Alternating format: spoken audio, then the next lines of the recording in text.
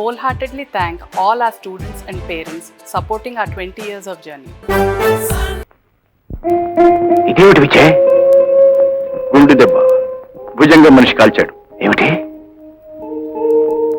అదృష్టవశాత్తు నా జేబులో నా లైసెన్స్ బిల్లు ఉంది. Badge number 786. అక్కడ కొంచెం దూరంలో ఉండి కాపలా కాస్తూ ఉంటారు. స్ట్రీమర్ ఒడ్డుకు రాగానే చంద్రబాబు వాళ్ళ దగ్గరికి వెళ్తాడు. చినిగిన ఈ నోటు ముక్కను వాళ్ళకు చూపిస్తాడు. దీనిలో రెండవ ముక్క వాళ్ళ దగ్గర ఉంటుంది.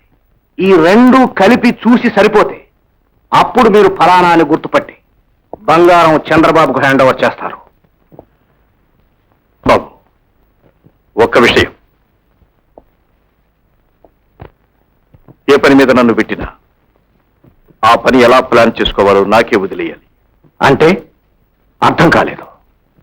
మీకు కావలసింది మీ బంగారం మీ గోడౌన్కి చేరుతుంది.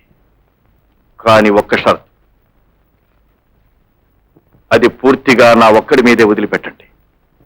నీ ఒక్కడి మీద?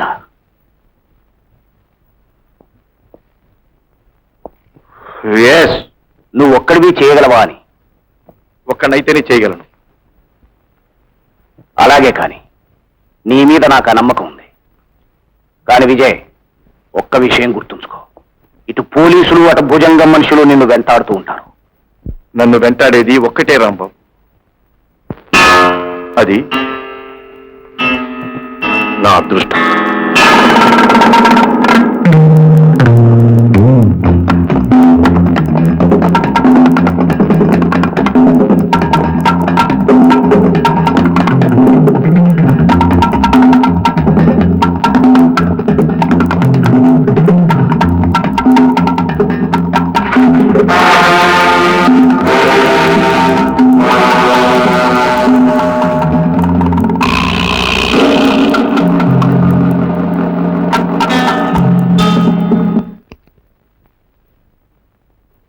అక్కర్లేదు, లోపల పెట్టు.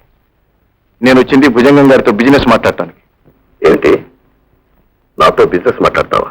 ఇక్కడ లిఫ్ట్లోనా? లిఫ్ట్ గోడలకి చెవులే ఉండవని కృష్ణ పరమాత్మ భగవద్గీతలో చెప్పాడు.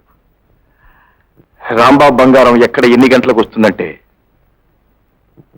నా వాట ఏమిస్తారు? నన్ను నమ్మించి మోసం చేసావా? తర్వాత ఏడుస్తావు. నన్ను నమ్మకపోతే తర్వాత మీరేడుస్తారు. 50 లక్షల విలువ చేసే బంగారం.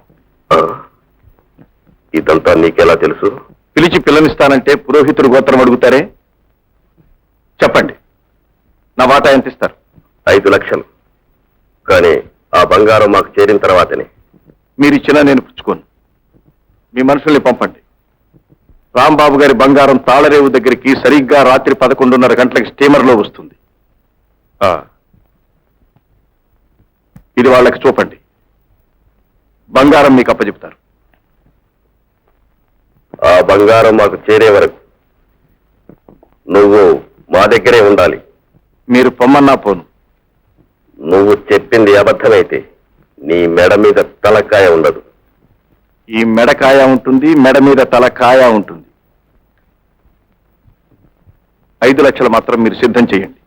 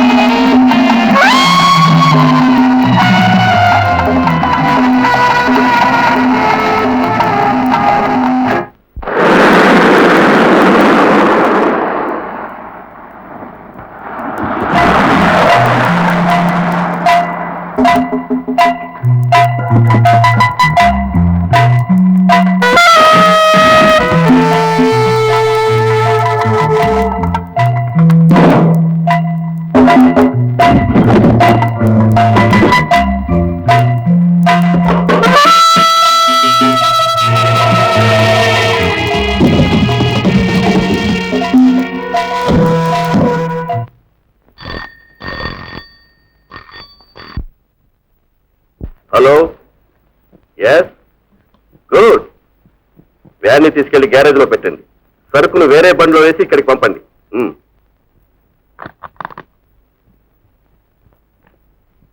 విజయ్, నీ ఇన్ఫర్మేషన్ కరెక్ట్. బంగారం మన చేతికి వచ్చింది. ఇప్పుడు 5 లక్షలు నా చేతికి రావాలి. తప్పకుండా. ఇంతకీ నువ్వెవరో చెప్పనే లేదే. మీ పని పూర్తి చేశాను. నా డబ్బు నాకేమండి. ఇవ్వకపోతే? భుజంగం గారు, చిన్నప్పుడు ఒక కథ విన్నాను. ఒక ఊళ్ళో మీలాంటి వాడే ఒకడు ఉండేవాడట. వాడి దగ్గర ఒక బాతు ఉండేది. రోజుకొక బంగారపు గుడ్డు చొప్పునది. ఒకరోజు వాడికి దురాశ పుట్టింది. ఆ బాతు కడుపు కోసి గుడ్లన్నీ ఒకేసారి ఒళ్ళో వేసుకోవాలనుకున్నాడు. అలాగే ఆ బాతు కడుపు కోశాడు.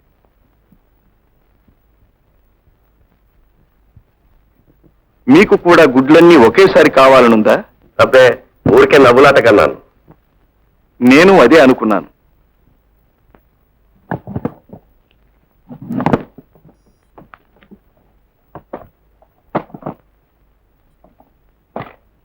ఇదిగో 5 లక్షలు.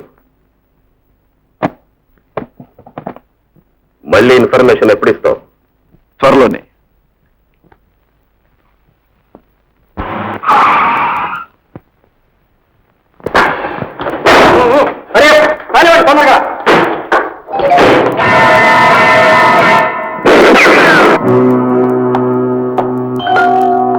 బంగారం భద్రంగా తెచ్చినందుకు చాలా థ్యాంక్స్.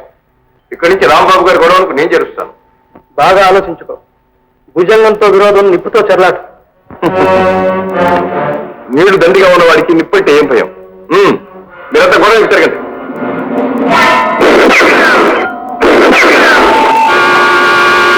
నేను వ్యాన్ బయటికి తీసుకెళ్లే వరకు ఎవరైనా తిరిగారా? అలాగే పోతాం జాగ్రత్త.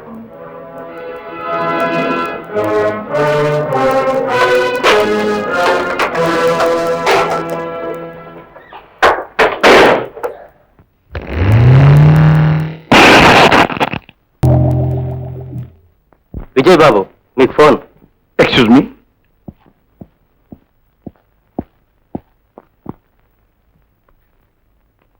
విజయ్ని మాట్లాడుతున్నాను. కంగ్రాచులేషన్స్ విజయ్. Thank you. నువ్వు గట్టివాడివే. ఆట నువ్వు ప్రారంభించావు, నే కట్టిస్తాను. ఏడిశావు. ఎవరది? తోక దిగిన నక్క కూస్తోంది. భుజంగా నన్ను అభినందిస్తున్నాడు. ఇదేమిటి విజయ్? గుండె దెబ్బ. భుజంగం మనిషి కాల్చాడు. ఏమిటి? అదృష్టవశాత్తు నా జేబులో నా లైసెన్స్ బిల్లు ఉంది. Badge number 786. ఓ, అయితే ఇదే నిన్ను రక్షించిందన్నమాట. అవును, ఇదే నా రక్షా కవచం. Very lucky Vijay. అదిగో నీ వాట. నువ్వు తెచ్చిన 5 లక్షలతో సహా